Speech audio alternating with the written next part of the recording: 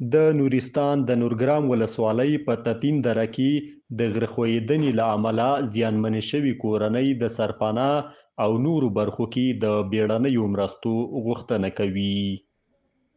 دغه پیښه کې له شلو ډیر کسان مړه شوي. عیني شاهدانو سیمه نیوز ته ویلي لا هم د ژغورنې عملیات له ستونزو سره مخ دي ځکه سیمه غرنۍ ده او د وسایلو رسول ګران دي. په کامدیش ولسوالۍ کې هم یو تن د واورو ښویېدو له امله ژوند بایللی.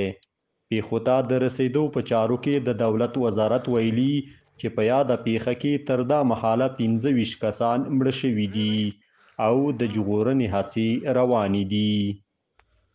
د نورستان ولایت د نورګرام ولسوالۍ د نقرې په کلي کې غر ښویېدلی ده. د غره د ښویېدلو له امله تقریبا 25 کسه هیوادوال شهیدان شوي دي او ورسره په څنګ کې 8 نفره زخمیان شوي دي او د کلي کورونه تقریبا په کلي او جزئي توګه 15 تر 20 کورونه. دغه وزارت د هیواد په 21 ولایتونو کې د واورو او بارانونو د ورښت خبر ورکړی چې ښایي زیان پیښونکي وي. زیرک شینواری، سیمه نیوز.